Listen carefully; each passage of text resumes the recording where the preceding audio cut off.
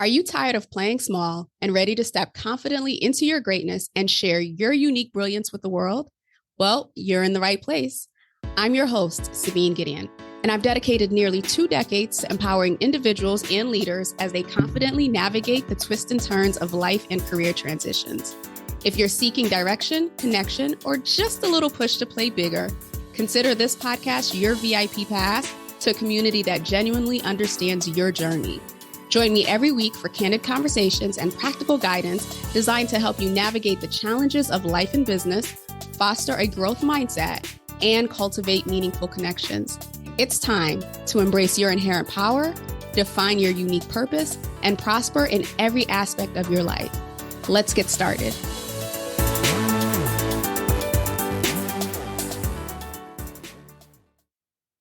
Hello and welcome. I'm your host, Sabine Gideon, and I am excited to be back again this week with another episode on the series of Women in Power.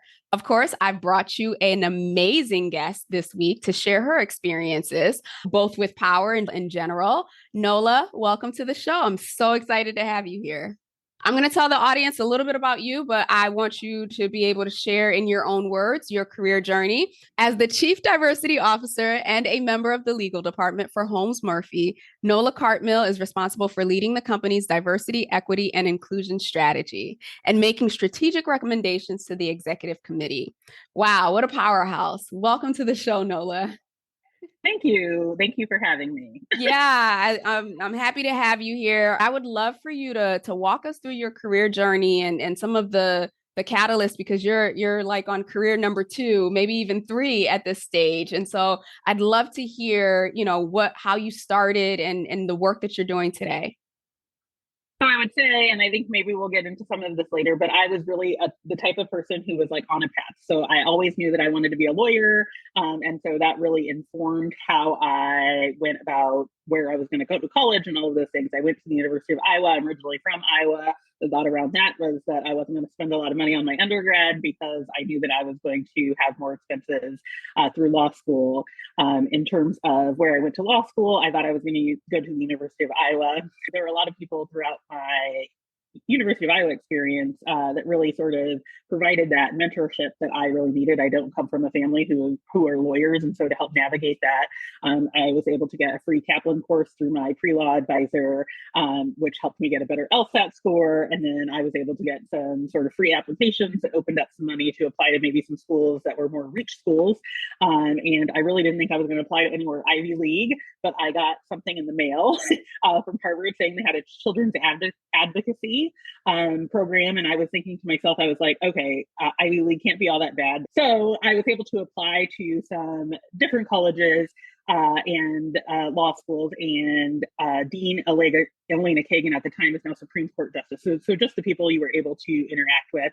I still wasn't sure about East Coast people, but I gave it a shot anyway and ended up, had a great experience out there at Harvard. And then after my first year of law school, interestingly enough, I had spent really my whole life sort of navigating just getting from the next point to the next point. And so I was always just making myself whatever I needed to be to get to the next point. And so that was probably true when I first arrived. I was sort of like, I have all these student loans from Harvard, and I'm just going to like put my head down, do the work, and make money so that I can pay off these loans. And it was probably a little bit into my career at, probably a little bit further into my career than I would have hoped it would be, and hoping that I can help others not have it be that far into their career. But I realized that I was sort of selling myself short and really selling the firm short on what I could provide and what I could offer when I was just trying to be like everyone else. I practiced employment law, and so obviously we would get complaints in, and just having a different perspective and being able to speak about where someone might be coming from. And so being able to help our clients navigate those issues with their employees and say like, hey, this might not be illegal, but this is where you're coming from, and this is where you're coming from, and how do we meld that and get to a better place overall? And so I did that for a little over a decade, 12, 13 years, say somewhere around there. Probably by year 10, I realized that I don't know if billing my hours in 6-minute increments is really the life that I want to lead. And so this was probably pre-pandemic, but I've always been one that just goes down the path. And so like I had sort of like in the world of law, I'd reached the pinnacle. I'd made partner at my firm and thought to myself, why are you wanting more? You've sort of done it, and not really knowing what else I could do with the law degree. Also, I have a family who's super proud, right? But also are the type of people. I have a mom and a dad who have both been in their job for well over 20 years, maybe 30 years by now. And so people in my family don't leave jobs just because they want to do something different. But finally, at post-pandemic, my dad had a terrible bout of COVID, was in the hospital. The doctors were telling us like maybe he was going to die. Just really started reevaluating my life. I had a miscarriage, and really started thinking, hey, like this isn't all that life is about, and I should be able to go somewhere every day. My best friend actually says, not everything's going to fill your cup, but how much does it drain it? And work was draining my cup. And so decided to look for something different, actually had an opportunity elsewhere. And my former partner is general counsel at Holmes Murphy, was a reference for me, said, okay, I wasn't going to poach from the firm, but now that you're looking for something, we are standing up our diversity, equity, inclusion program. You're a great talent. I think that you would be a great addition to the team. Would you be willing to take a meeting? I mean, I had already accepted. I was moving out of town. I was selling my house. But again, and I'm a super loyal person. So I was like, I've already told these people I'm coming. What am I going to do? But again, sort of realizing like, oh, like this feels right to have the meeting. So I had the meeting, had a great experience. Holmes Murphy has a great culture. I was really going to be able to build something from scratch and really have a lot of power to design what that looked like for folks. And it just was a really exciting yet scary opportunity. Decided to stay here. Perfect. What they say, when we make plans, God laughs, because it turned out to be perfect. About a week after I accepted the job at Holmes Murphy, I found out that I was expecting again. And so I did not have to uproot my entire life, got to stay in my house.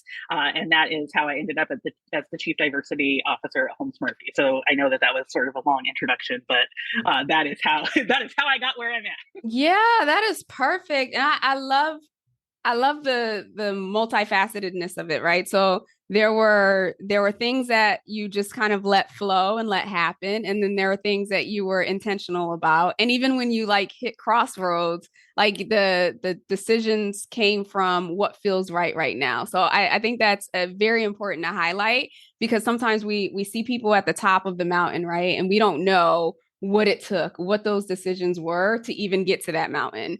And there's no linear path. There's no such thing as this linear path, whether you're, going to the C-suite or you're starting your business. Like it's all about those twists and turns. And it's like every decision that we make leads to the next thing. But it almost sounds like you were already, based on the work that you do today, like it's not a deviation. It's not a huge deviation from who you already were and what you were doing. It's just a different environment. Is that accurate? Yeah, I would say some people are like, oh, you were a lawyer and now you're a chief diversity officer. And I was like, it was really a shift. I was doing some of the work internally. In fact, some of my colleagues probably wish I would have stood up a diversity consulting practice and stayed at the firm.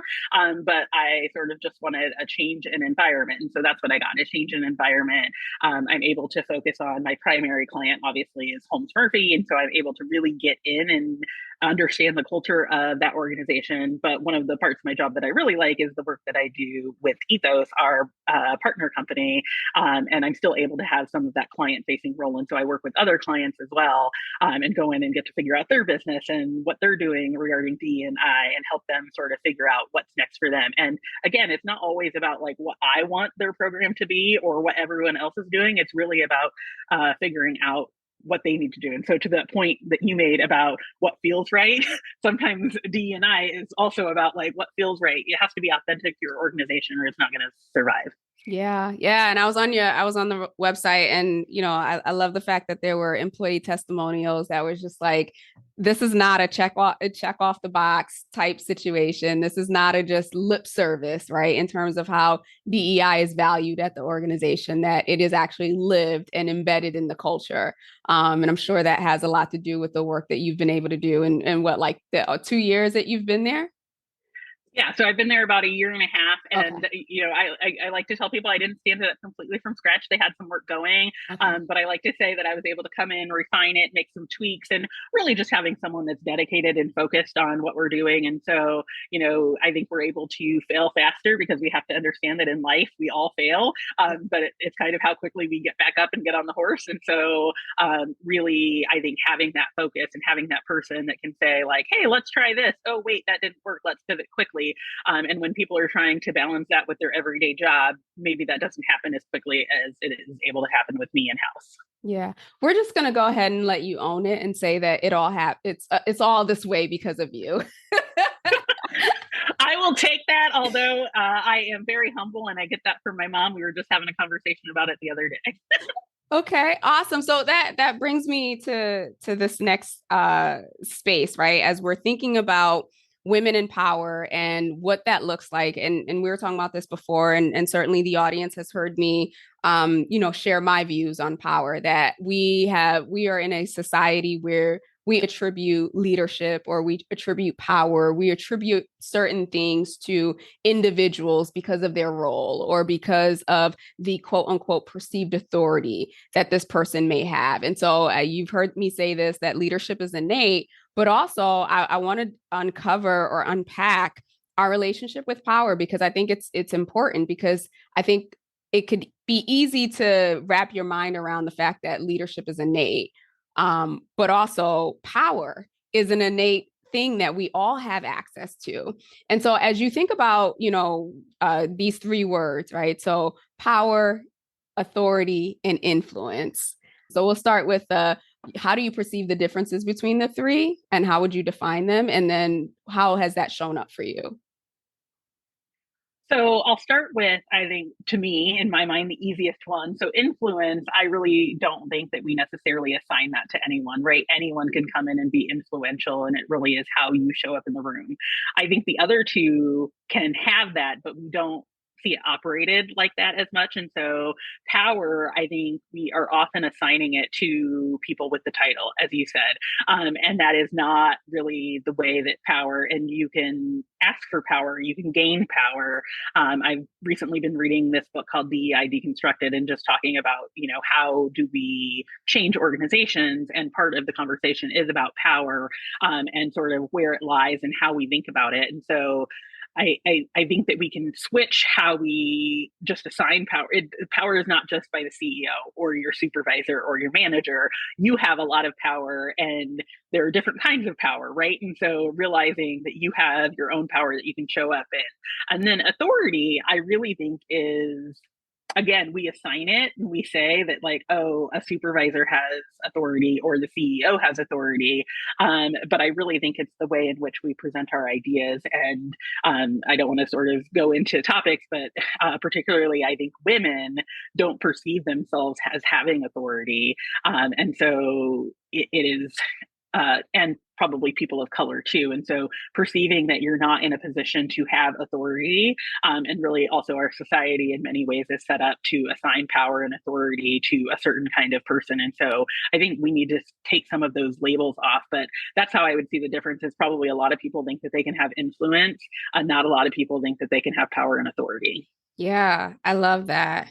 I feel like every stage that I've been in, like it helps me redefine or define the three a little better. As I've been thinking through this, it's almost like I relate them to the be, do, have, right? So power is just, we are powerful. We are powerful human beings. Like if you strip titles, if you strip corporate America, like you just look at the animal kingdom, you look at nature, you look at society, right? We are the only ones who have like a mind and a will and the ability to create from a vision within ourselves. Like we create things, right? So to me, I'm looking at power from a perspective of at the very basic personal power. We have authority or we're given authority. And then influence is really, what we're able to do with it. The one thing that I've come to realize is that the biggest difference between how women demonstrate power or authority or influence or any of that capacity is that it is with, right? It's about bringing people together, the natural nurturers in us. Whereas men, the way they're able to express it is really power over. And I think for a very long time, when we see power in the media or when we see power reflected back in the people of position, it's always this dominating force, right? That's not our natural thing. Like we don't operate like that. And so it's a natural tendency to be like, okay, well, if that's power, I don't want any parts to that, right? Because that's not how I operate. And so we gravitate towards what does it look like to be influential, which I think is a natural talent and a skill too. But I believe that you have to demonstrate all three. You have to embrace all three because different situations are going to require you to tap into wisdom from your place of power, your place of authority, or your place of influence. I really like that. I hope you don't have it copyrighted because I'm going to steal it. I don't. But that's a really important point. And, just from personal experience, I will tell you now that I'm in the corporate America, right? We do all of these assessments and personality things. And so I've spent far more time thinking about how I show up as a person and what my personality is. And we were actually sitting in our executive committee and we have enterprise leaders that all meet together. And we did this exercise based on our strengths. And we only were focusing on the top 5. All of my top 5 are in relationship building, which perhaps in my current job makes a lot of sense. But I'm like, how was I a lawyer if I am not, influencing and all of these things that we think of as power? And, I've done the colors before and, it's sort of, if you're in a room of leaders, if you're not a red, people are, like, oh, like I'm a red, and everyone sort of holds that as some type of trophy. And I'm like, oh, like I'm a little bit more of a blue or a green. But to your point, you can have power by creating relationships, or you can be powerful by creating relationships. You can have authority by creating relationships, and you can influence people by creating those relationships. And so recognizing that those 3 things don't have to be done one way, even though that is what has been modeled in our society. And there's probably a lot of things that have been modeled in our society, and recognizing that you do not have to fit the mold in order to have and do and be those things. Absolutely. I love that. When do you think your first, I guess, introduction to uh, what might have been perceived like the either the soft power or like that real dominating power? Like if you think back to like the earlier experiences that you've had, like is there anything that stands out in your mind that like says, okay, this is where I gave power like meaning X, or this is what made me realize that, oh, that's what it means to demonstrate power?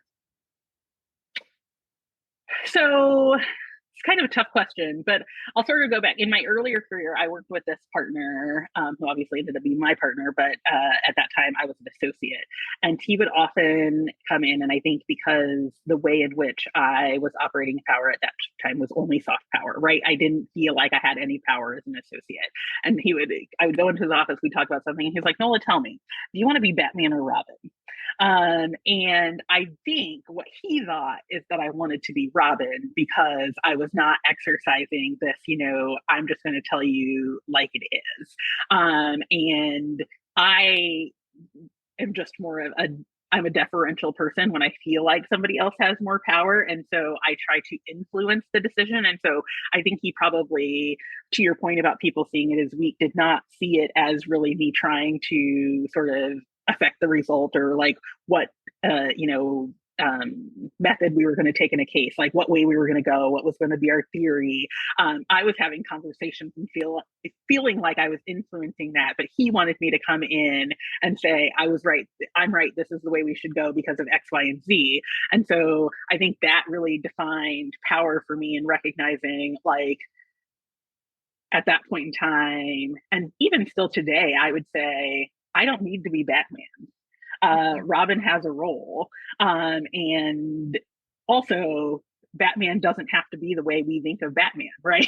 And so in many ways, I probably now today, and at that point in my career, I wouldn't have seen it that way. I really did think I was Robin. I thought he wanted me to be Batman. And so I was trying to fit myself into this role that he wanted me to be, which is just not who I am as a person. But now I see that I can be Batman with what other people might perceive as Robin. And I'm just comfortable and own that. I love that. I love that. And speaking of, so how do you maintain personal power over time? Is there anything that you do or any individuals you surround yourself with to remind you and to hold that mirror up to show you in those moments when you don't feel powerful, when you don't even feel like Robin, that you are reminded, this is who I am, this is what's in me, and this is my greatness, pretty much. So I'm glad you said people who surround you, because it's not necessarily anything that I do, although I'll get into something a little bit that I do, but really surrounding myself with great relationships. I have a really tight knit family, particularly on my mother's side. I come from just a host of strong Black women, and they will not let you forget that you have power in the world. And one of those people, which is very interesting, is actually my younger sister. Both of my sisters are very supportive, but my younger sister is just sort of this like, own it. You are a bad, you know what, and you should own that. But I also have a group of, and because I do think that it's important, just because if anyone else relies on family, I think it's important to always have somebody outside of family too, right? There are different dynamics. And so I also have a couple text chains of other 30 to 40-year-old women lawyers that are sort of my rocks. And when we have those moments, I have people with which I can feel vulnerable and go to them and say, right, we can't always walk into the room and like admit to the CEO that we don't feel very powerful or that we are having imposter syndrome. But I have those circles where I can say, I just don't know, somebody else's LinkedIn profile, right? Like I was viewing LinkedIn and they look super impressive and I have to show up to this place and like, what am I going to do? And I have people who are like, okay, Nola, like I'll give you your moment and your pity party for 2 seconds. And now I'm going to tell you who you really are. And it's really just a reminder, right? We know who we really are. Yeah. Almost all of us know who we really are. Another thing is at one point in my life, I think, again, I was in that sort of, I need a shift, and I went to therapy because part of it was owning understanding really why I feel the way about myself and tools and tricks to get over that. Because some people, and it might not be that deep for some people, it was that deep for me, that I really needed to work on why I felt that way and learn tools and tricks to take myself to the next level, because I was holding my own self back. And then finally, I'm a big Peloton fan, and I think that they have great instructors, and there are a few instructors that like I just always leave every ride or walk or run or yoga session with like a little tidbit. And those are the types of things that I repeat to myself. So I'm not an affirmation person necessarily, but I can repeat those things to myself, and I share them with all the women around me too, so that like we can really feel great about ourselves and feel that we are operating in a space, even though we might not always feel like it, we are powerful and wonderful and made to be in the positions that we are. Yeah, I love that. And you hit on what I would have asked as another question. I think when it comes to, power and exercising power and authority and influence and feeling comfortable and confident about it, is we have to be surrounded by other people who are okay with us exercising it and showing up as that and also mirroring it for us. And I think, one of the areas that we as women really have room for is really building that unity, really moving away from, and I'm not saying this is women's fault. I know society has done its job to create that competitive mindset and that competitive environment, but it's almost like I have this belief, and it's not just my belief, but when we see someone and we're like, oh my gosh, she's a powerhouse, or oh my gosh, she is da da da da da, right? Sometimes the immediate thing is, oh, but I'm not, or this is the deficiency in me, or this is da da da. And I'm always like, no, no, no, no, no. You could not even see her greatness. You could not see her powerhouseness if it were not in you. And I just feel like we're in a space, especially women, where the need to unify and the need to collaborate, the need to come together is becoming more and more pressing, right? Like this place that we may have been for previous generations where it is about competition, or maybe not even competition, but isolation. It's almost like it's become very clear when we come together, stuff happens, change happens. Yeah, I really agree with that. It's sort of just to use like a very recent example. I think some people have been comparing like Beyonce's tour and Taylor Swift tour, right?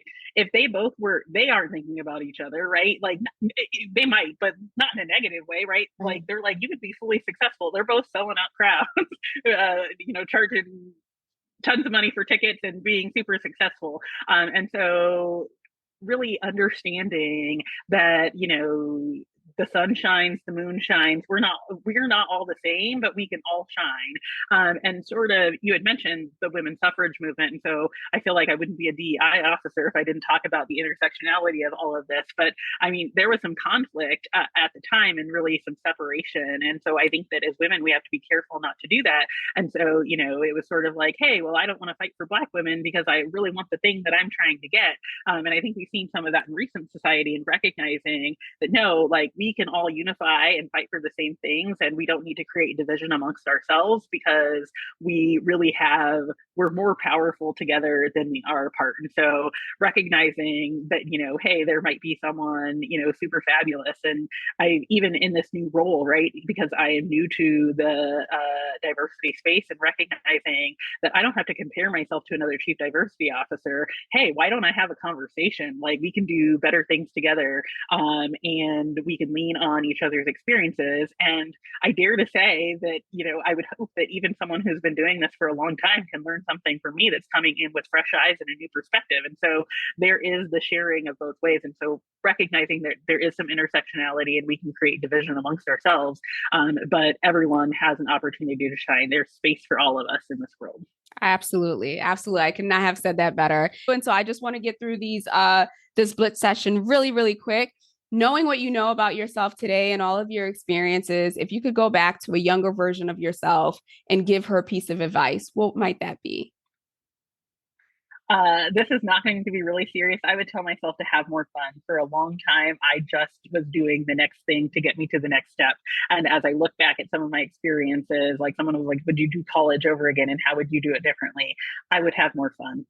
I love that. I love that. And then looking ahead, when you've done all the work, you've made all the impact, and you are looking back at your life, what do you want that narrative to be?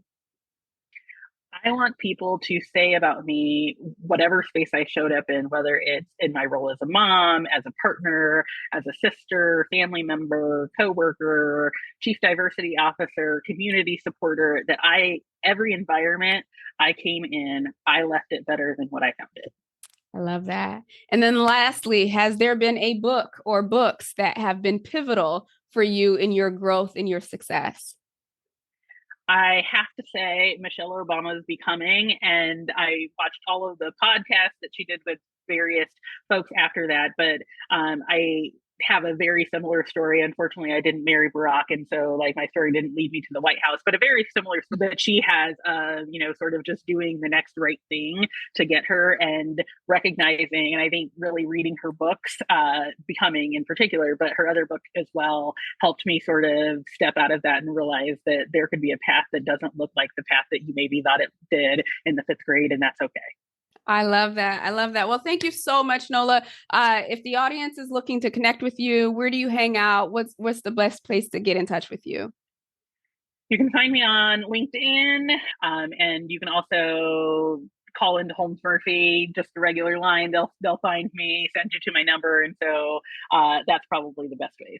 All right. Awesome. Well, thank you so much, Nola. Thank you for your time, your wisdom, for sharing your journey. For those of you who are tuning in this week, thank you so much for being here.